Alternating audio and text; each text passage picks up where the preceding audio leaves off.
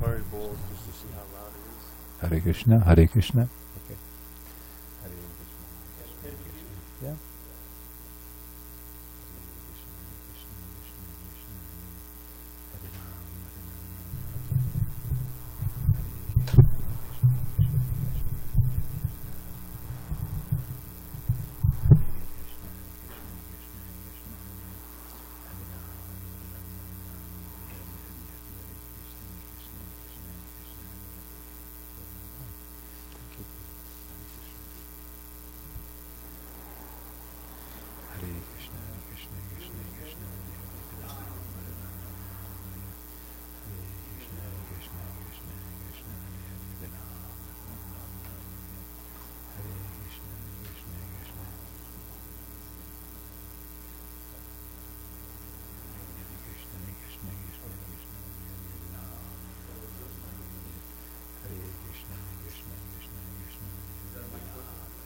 Yeah, yeah, it's on. It's on. Okay. Thank you. Thank you.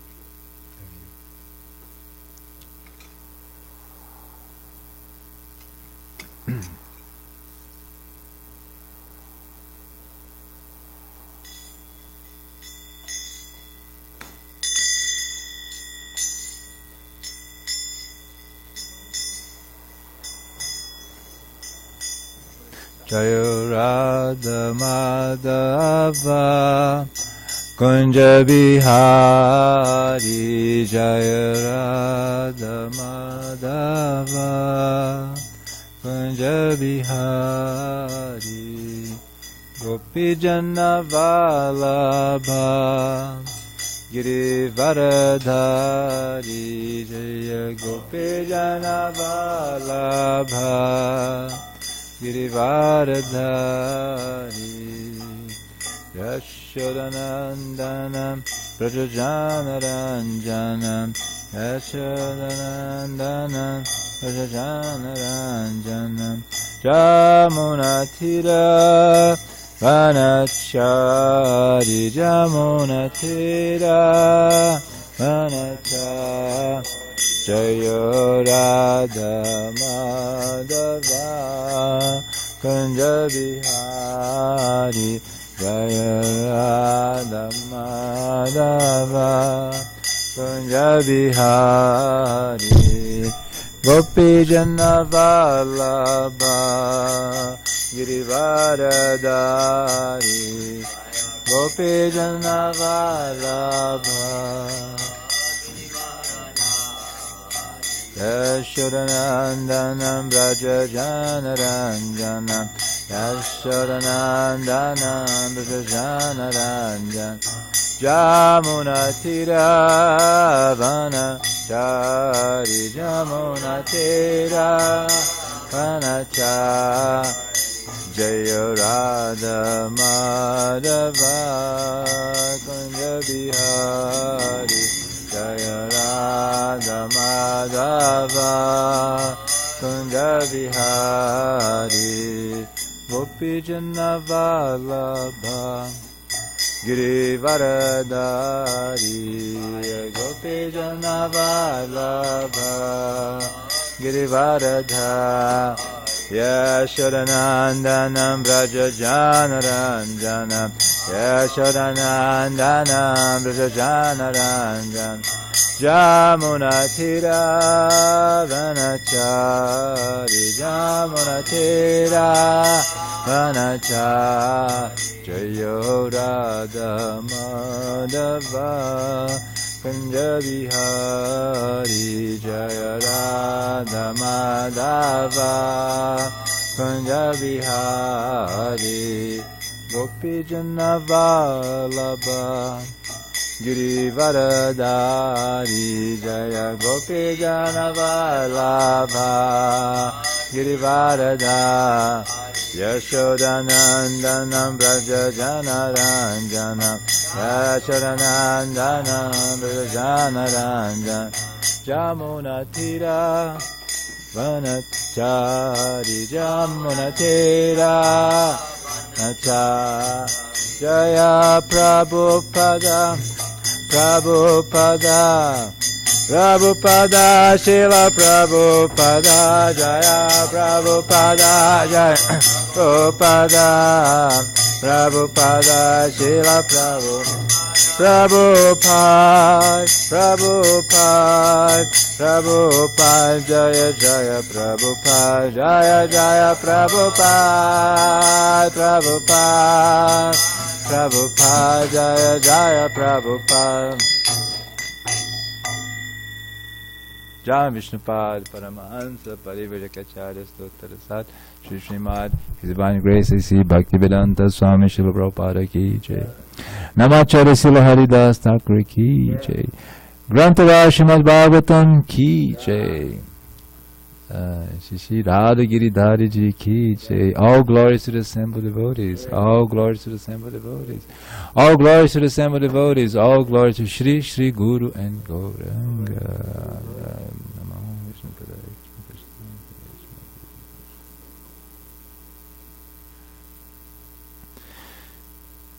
Om Namo Bhagavate Vasudevaya.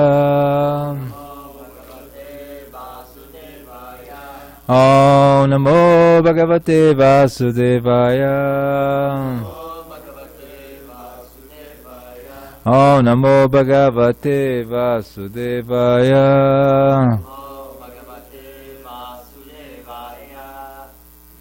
So we'll be reading from Srimad Bhagavatam, Canto 4, Chapter 4, Text 11. Is that correct? First of all, thank you so much for the opportunity to share my humble realizations with this such august assembly of scholars and Vaishnavas.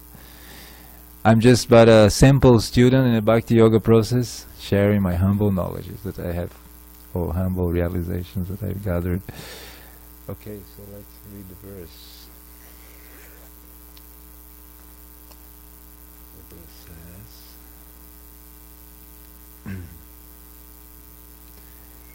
Devi Uvacham Nayasa Lokisti Atishayana Priyas. Okay, let's go for that melody. Can you? Nayasa Lokisti Atishayana Priyas. Tata priyo deha vritam priyatmanam. Tasmin samastamani mukta varakye. Rite bhavatam katama pratipayed. Nayasa loke stiyati shayana priyas. Tata priyo dehabritam priyatmanam. Tasmin samastatatmani mukhavarake. Rite bhavatam katama pratipaye. Devotees? Devi Vacha Yasa loke stita shayana priyas. Tata priyo deha britam priyatmanaha. Tasmin samastatmani mukta vairake. Pete bhavatam katama pratipaye.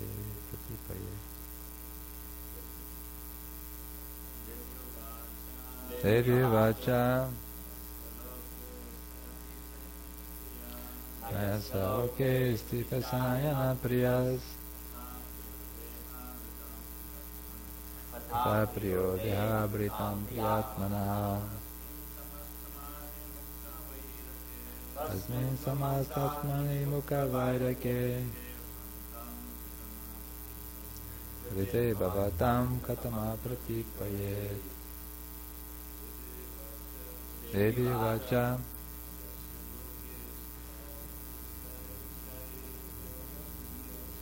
Yasa loke stita shayana priyas.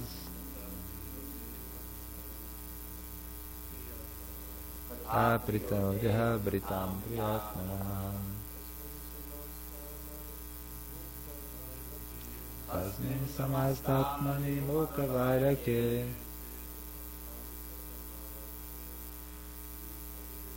Bhagavatam katama pratipaye.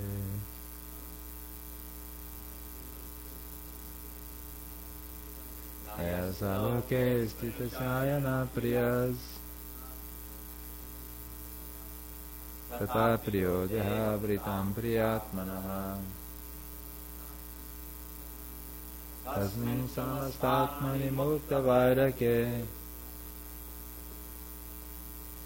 Ite bhavatam katama pratipaye. Devivacha Ayasaloke sthitatayana priyas tata priyo dehabritam priyatmanaha. Tasmin samastatmani mukta vairake. Ite bhavatam katama pratipaye. Devi Vacha.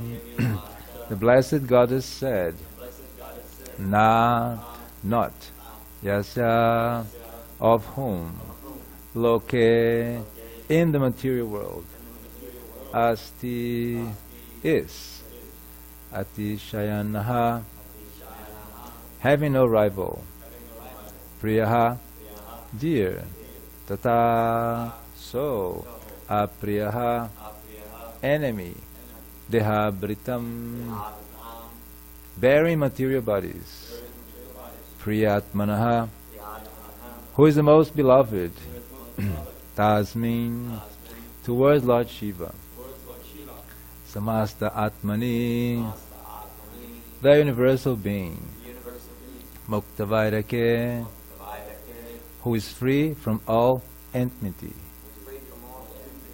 Rite, except Bhavantam, for you, Katmaha, who, Pratipayet, would be envious. Translation. The Blessed Goddess said, Lord Shiva is the most beloved of all living entities. He has no rival. No one is very dear to him, and no one is his enemy. No one but you could be envious of such a universal being who is free from all enmity. Let's repeat that. The Blessed Goddess said, Lord Shiva is the most beloved of all living entities. He has no rival. No one is very dear to him, and no one is his enemy. No one but you could be envious of such a universal being who is free from all enmity. So Prabhupada writes for this very beautiful verse a short purport. The fourth canto has very nice purports. Prabhupada gave a lot of attention to the fourth canto, but this one is not so long.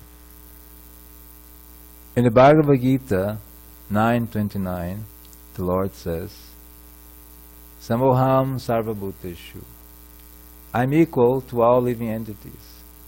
Similarly, Lord Shiva is a qualitative incarnation of the Supreme Personality of Godhead. So he has almost the same qualities as the Supreme Lord. Therefore, he is equal to everyone. No one is his enemy, and no one is his friend. But one who is envious by nature can become the enemy of Lord Shiva. Therefore, Sati accused her father, no one but you could be envious of Lord Shiva or be his enemy. Other sages and learned Brahmanas were present, but they were not envious of Lord Shiva, although they were all dependent on Daksha. Therefore, no one but Daksha could be envious of Lord Shiva. That was the accusation of Sati. Hare Krishna. Bhajanarayana Swami. Okay, thank you. So, Om Agyana Timirandasya Gyananjanam Chalakayam Chakshur Angaritanyena Tasmaye Shri Gurave Namaha. Vanchakalpatarubhyascha Kripasindhuvyavacha Patitanam Pavanebhyo Vaishnavebhyo Namo Namaha. Jai Shri Krishna Chaitanya Prabhu Nityananda Shri Advaita Gadadhar Shivasaji Gaura Bhakta Vrinda Hare Krishna Krishna Krishna Hare Hare Hare Rama Rama Rama Hare Hare Hare Krishna Namo Vishnu Padaya Krishna Krishnaya Pade Shrimate Ishvara Prabhu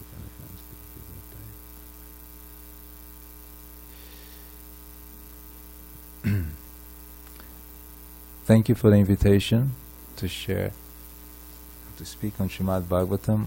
I ask humbly for your blessing so I can speak on this topic.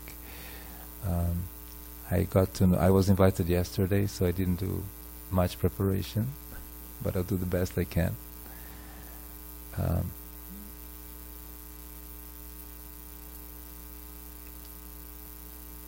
This part of Srimad Bhagavatam brings a very important aspect of our philosophy.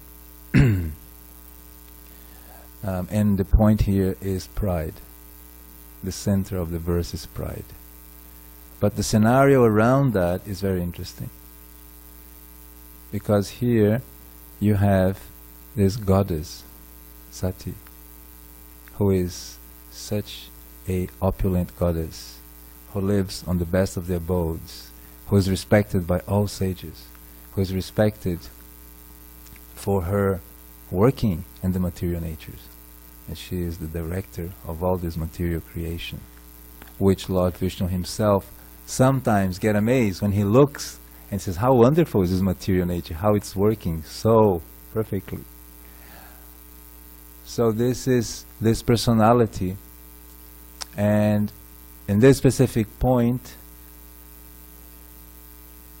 she sees that all her beloved associates, demigods, everyone who pays respects for her is going to this wonderful universal event, which is yagya that Daksha is offering. And because Daksha is her father, she's overwhelmed with affection. She's interested to have that opportunity to be there, to use her jewelry and her assets and greet her friends and her family. She's in an anxious mood to go and be in that environment, which is something which the feminine nature very much needs to thrive, while the masculine nature is more pragmatic, sober. What do we have to do today? There was even a video we received recently of one lady complaining that, you know, something is very painful in her mind and something is really disturbing her, and the man comes and says, so what is the problem? I have this acute pain, and she has a nail right here stuck in her forehead. And then he mentions, would it be the nail that is disturbing you? What is your problem? You're always trying to fix my life. And she just goes on. And then he says, oh, right. And he listens. So, oh, I feel so much better. You have listened to me. So the feminine nature is about that joke illustrates the feminine nature, how it's all about the interaction. And the male nature is all about solving a problem.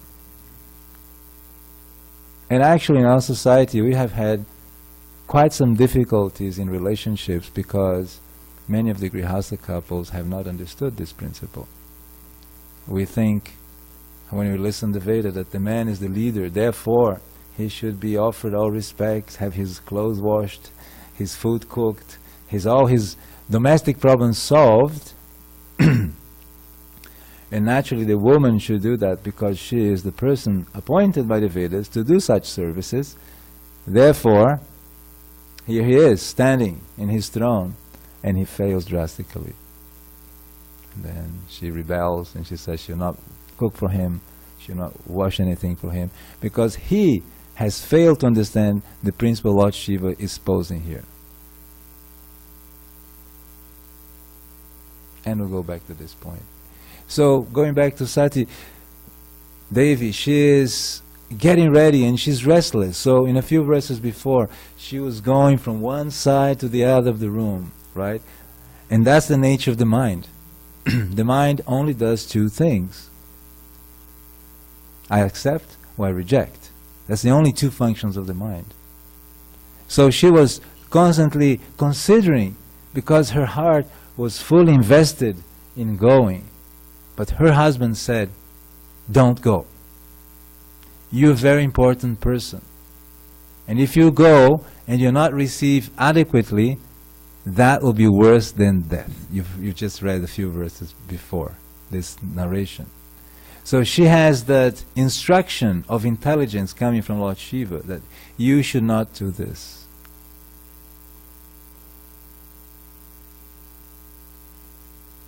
Now, she's torn because she is attached. And because of the attachment, her intelligence gets covered. Lord Shiva knows this, but he doesn't force her to not go. You see, he could have. He's such a powerful demigod. He could hold the hardest demons. Nobody could defeat him. Only Narayana Jwara was fit for Shiva Jwara in that battle. Nobody else. But the embrace, the cold embrace of Narayana Jwara could hold Lord Shiva Pashupatra. So that personality could forcefully tell her, no, you're staying home because I'm the boss. Don't you get it? I'm Lord Shiva. I'm the boss here. You do what I say. But he doesn't do that. He deals with her in a very perfect way, in a way that her feminine nature is protected and she can express her feminine nature. That's a relationship, and that's why we have failed in our marriages in Krishna consciousness, because we fail to understand that principle, that the man actually, being the boss, he's the one who has to get up midnight to get the pill for his wife. Not she has to go out and get the pill for him. Because that's the nature of the leader. He has to create the environment for that activity to thrive. Now, in corporate world, we hear about servant leader. They have kind of woken up. That's how a leader works. It's not by efficiency. I'm the greatest. I have so much achievements. Companies like Google today, they hire by your level of voluntary service. There's voluntary service. Yes, if you have any achievements that you did something in your neighborhood and what you did extra that mega qualifications of your professional skills. So many companies now, I've heard, I don't know the details of that hiring process, but I've heard from a few people that they're really preferring the one who is taking care of the group. Because now they understand that is the masculine position. And then the feminine, the employees can follow him. So, in this dramatic situation, Lord Shiva knows that a disaster is going to happen. So he could have applied the force, but he didn't. He instructed, he gave his best wishes, and he was there for her. But he did not force. And that's very hard for someone who is in the leadership position to understand. Prabhupada was expert into this. There's so many situations where he would, like for example, when the three couples go to London, Mukunda Maharaj at the time, Mike Grant, he didn't want to go to India. And Prabhupada didn't say anything. He just says, maybe it could be a nice idea to go to London. And he left it at that. And later on he processed, and by his own accord, he understood that was the deep instruction that his spiritual master was giving him. So he took it wholeheartedly, and then, boom, London exploded. Because he was invested and empowered by the spiritual master to surrender on his own accord. And here, Sati is also being allowed by Lord Shiva to do something which will be dramatic. And Lord Shiva, with his power, he can foresee what's happening. He can understand what's happening. And here in this verse, it has started to happen. Because now she is talking to her father. Because see, the father is the most beloved for the girl, because he has given the body, taking care of her. And then the husband is the second beloved, who is taking care of her. So that is the line, how Prabhupada explains. In that way, the feminine nature is protected all the way through. It's not that the ladies have to be protected. It's the feminine nature that has to be protected, to have the space and the environment to express itself. Just like example of a flag and a pole. The pole is something usually pretty dull. It's just a piece of metal up in the sky. But a flag is waving like anything. It's showing. In a royal kingdom, you see all those flags waving. You see the flags. You don't see the little dinky poles. But the flags are connected to a pole. Otherwise, it's just a piece of cloth flying in the air. What makes the flag a flag is the connection to the pole. But the pole is simply holding the flag. So similarly here, when she's leaving, Lord Shiva allows all his associates, led by Nandi, to protect her, to go with her, to give attention to her. And the tragedy is starting to play here. Now she's talking to her father, and she's saying that. She's accusing him. It's a very sharp accusation. That only you could be so envious. And for a father to hear that from a daughter is very painful. Because that's relationship. But Daksha, because he was in that position with Lord Shiva, he could not understand his position, and he could not understand the position of Sati. Then he incurred in that mistake. And now she is giving it back. And then on the next verse, you're going to see how she's going to be very furious. And Prabhupada is going to tell us how using your anger when a devotee or the Lord is blasphemed is adequate. And he'll give examples, like Hanuman did, and so many others to protect. But here, she's still at the point of saying that. And she's saying that because Lord Shiva is such a great Vaishnava. He's the topmost Vaishnava. Even though Lord Shiva takes care of the mode of ignorance, he's not contaminated by the mode of ignorance. He is functioning in the position to give mercy to the most fallen. And to prove that, Gauranga in his Leela has a pastime where Lord Shiva hears about that he's going to talk about Krishna in Gaudakatha, and he's in such a hurry. He can't understand how Nandi is going to make it. So he gets the swan of Lord Brahma to quickly fly, to be anxious to hear the pastimes of Lord Gauranga. So that's the heart of Lord Shiva. He's the topmost Vaishnava, and he is so because he will give his mercy to anyone. He'll give his mercy to anyone. So such a personality had to be acknowledged by Daksha. But Daksha was completely oblivious to that. He couldn't understand that because he was covered by pride, which is the topic of this verse. And pride is such a thing that you can become proud of very, very tiny things. Like you're in an ashram and then your things are better tidied than the next devotee, you look at the next devotee and say, oh, wait a minute. You're a Sankirtan devotee, you do more books, you say, oh, I do more books. You're a grihastha, you have more money, and then you say, oh, I have a better car. So any tiny thing can become, among ladies, sometimes one has two children, you only have one. So I have two. I have two boys, you have two girls. Oh. Little tiny things in your day-to-day life accumulate and become places where you can cultivate that pride. And that is the topmost enemy of bhakti. Because pride will make us not see the world as it is. Will not see devotees who were more advanced than us, pay obeisances. In the past, in the morning, when we woke up, the first thing we did, we paid obeisance to our next devotee, just to safeguard us from intimacy and, So, over the time we lost those habits. But they were very good, very precious, Once in a week or twice a week, we'll go and wash the bathroom. So remind ourselves, we're servants. And those practices were very much present some time ago. Exactly to stop pride.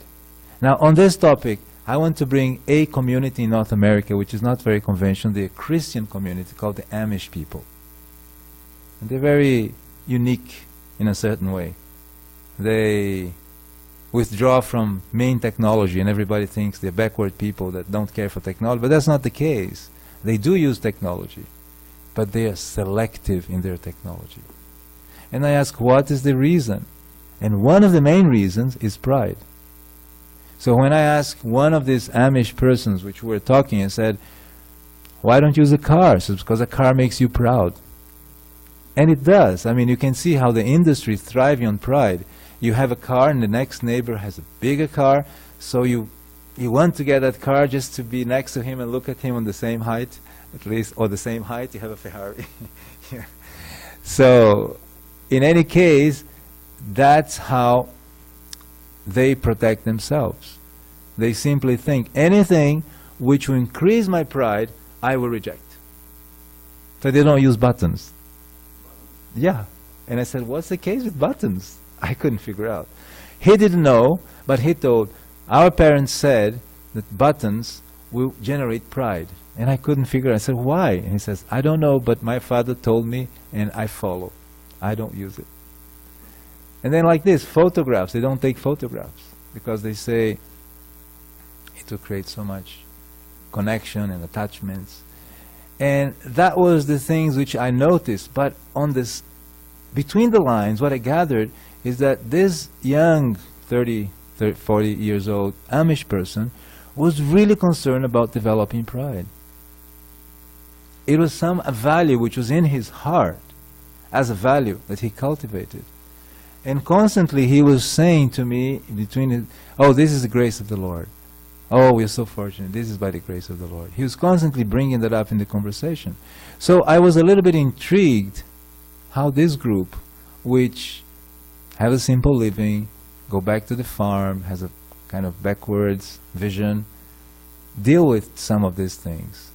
And I discovered that to prevent pride, one of their techniques is to every evening read the Bible together, so that everybody doesn't have their private time to eat separate. They read the Bible and then they have their meal together. And this keeps the family together. And anything which disrupts that tissue is considered to be not welcome. And like this, they have held between 83 and 92% of their youth in their communities. From every 10 Amish children, 8 or 9 stays in that environment. That's pretty interesting. Pretty interesting. How they deal with life with this. And even though they are Christians and they don't understand the importance of cow protection in this age, they kill the cows, but that's a fault on their end. They are cultivating so many values which are interesting to look at. And I was considering, we that are cow protectors as worshippers of God, how much we can practice that humility. Because a farmer has to be humble. He has to be. Just to farm, he has to bow down innumerable times to weed, back and forth, back and forth, back and forth. Then he's in a place which only rains 20 millimeters a year. He really has to depend on the mercy of the Lord. And then, with all those restrictions of building permissions, zoning areas, how much more he has to be. And then all the great companies taking over the market, even more. So he's in such a situation that his only hope is to be humble. Of course, when we introduce technologies like big machines and big farms, that situation is dissolved. Because now you're owner of 3,000 hectares in the middle of America, you have machines which do everything, you don't depend on anybody, then all your humbleness has drained in those systems. And you're not humble anymore. On the contrary, you're quite arrogant. You know, these big ranchers, if you've met them, they're quite strong. They're not in for very chit-chat. They talk about business. So it's different from a farmer who is cultivating and depending on the land for that sake. But that's a little off topic, and just on the point of pride. And I'll finalize saying that Lord Shiva's main concern with Sati was that she would be nearer to Krishna, because he's connected to Krishna. He's got almost all the qualities to Krishna, and she is the conductor of all the material energy. So he's worried that she will be protected, so everything will be perfect. That's his main concern, and that's a great lesson to be taken, because he's absorbed on Krishna, and that's why he's got no enemies, no friends. He's just there, fully absorbed in Krishna. And I'll end here, and if you have corrections, Maharaj, or questions.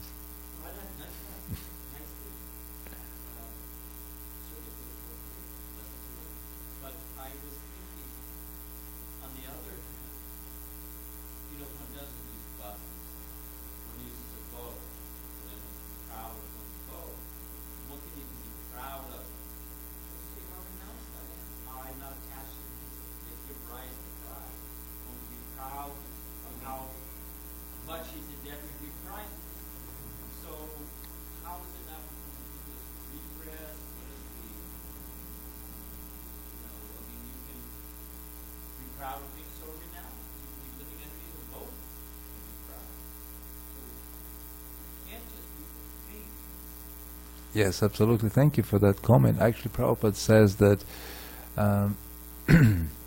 good moral or bad moral are all bad, because they are connected to this world.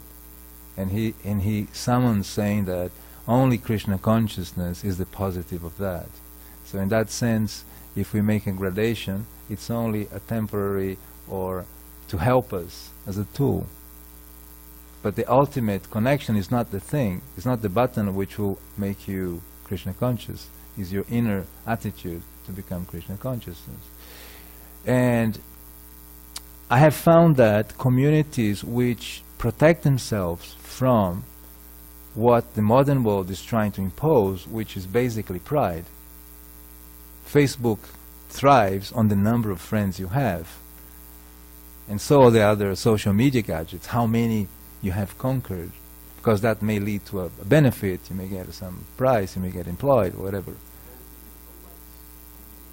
How many likes you have, you know. And we can use it for Krishna, but we may not notice when that fine line is crossed, because the tool is designed for that. So you have to be ultra attentive in that yukta vairagya. And some areas, like machines, Prabhupada was really cautious, because he knew, I think Bhavananda Maharaj at the time in Mayapur was using a little scooty, and Prabhupada stopped him and said, "Be careful, you may get attached to this." Only scooty. Now in Mayapur you can see these Royal Enfields that they're driving. It's like it's endless. So that's just grown, you know. And one class in Los Angeles, 73, Prabhupada is talking about that we're really interested in Krishna Katha. That's our interest. And the verse even speaks about cows, but he says the main point is becoming attracted, because how Parikshit Maharaj received the age of Kali, and then he doesn't talk about that. He talks about really listening to Krishna Katha is the point. At one point in this class he says, yes, we can use Rolls Royce, but don't become Rolls Royce. I'm Rolls Royce, you're Chevrolet. And then he starts joking with us. So these are areas where the material world is designed to create pride. So to go there, we can do, but it's like walking in the lion's den. And I would say from my personal experience that groups which have taken care of that environment very carefully, and from childhood kind of dealt with the children in such a way, they thrive a lot more. Because all the children on video games and killing everybody. You know, I'm the best, I'm the greatest, I have more points than you, I have this gadget, I have this Nintendo and this gearbox or whatever. It just builds up the amount of things we have, the amount of possessions we have, the amount of prestige we have. So I find personally that when we are in a rural environment, that's easier because you have less, because you can't keep so much. You don't have enough, you know, money coming to buy all those things. So it forces you down, to simple it down. And from, like I was talking yesterday with Damodar Prabhu at Escondido farm, and he was relishing milking the cow and feeding the grass with. It's just a very small, tiny program, but very beautiful. We chanted very nicely. Then we had a class about the Bhagavatam, talking about cow protection and about Krishna consciousness, and then he milked the cows, and we went to the barn, we came back. But there was a mood of peacefulness in the air, which is very nice to see. I'm sure if you're in a town, by the time it's nighttime, you have all the cars passing and the music loud, and the energy is pulling you out of that into something else. So that's just my realization of that.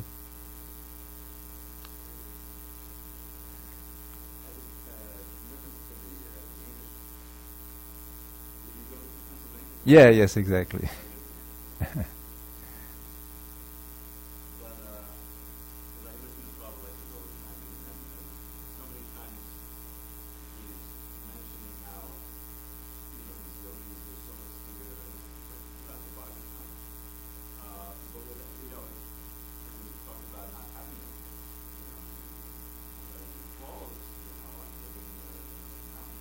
The yoga in the Copina, for example.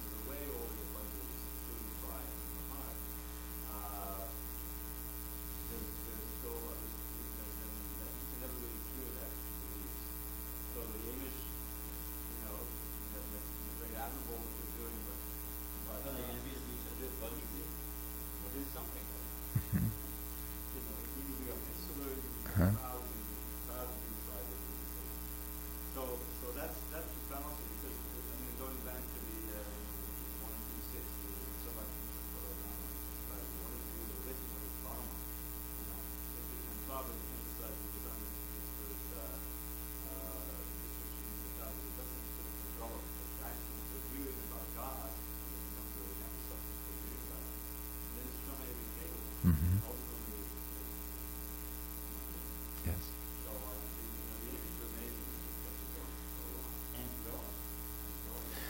And growing too. They came in 5,000 to America. They are now 300,000, and most of the population between 18 and 28, which, so it's a very young population. They make $2 billion a year in Pennsylvania just by agritourism. They have thriving business all over. And what struck me the most is that on that point of attraction to hearing about the Lord, they want to go to talk about the Bible, even though it's Kaitava Dharma, it's not yet Sanatana Dharma. But on that first level, they attach to listening to that level. So it's not that just to have their program and everybody goes home.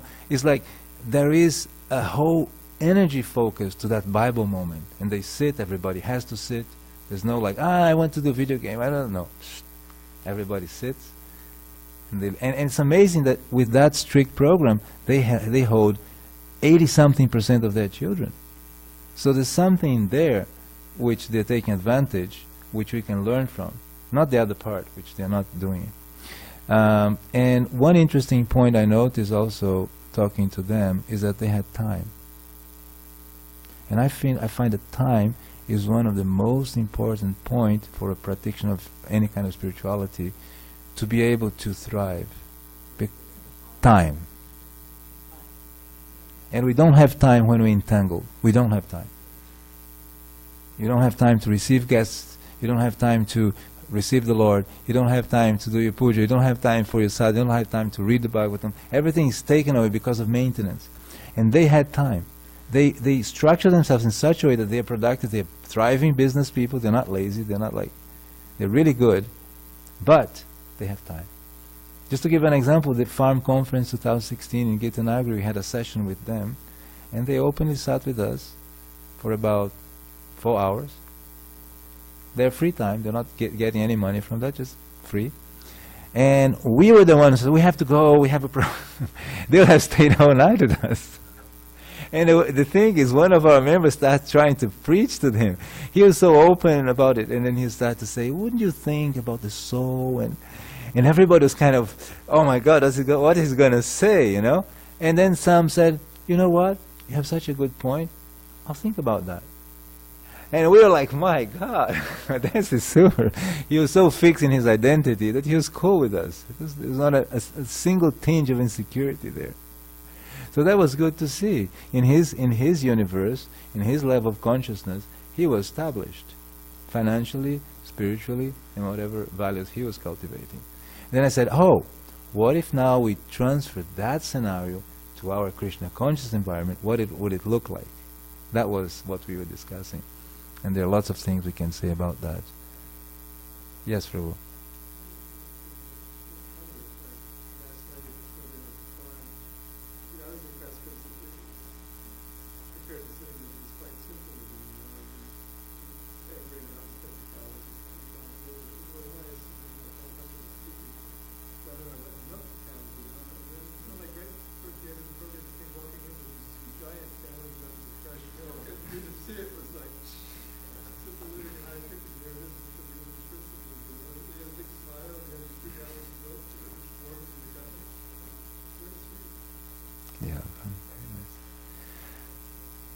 Okay, I think we've gone over time a little bit, but thank you so much for having us here. Grantaraj Srimad Bhagavatam Ki Jai. Hare Krishna.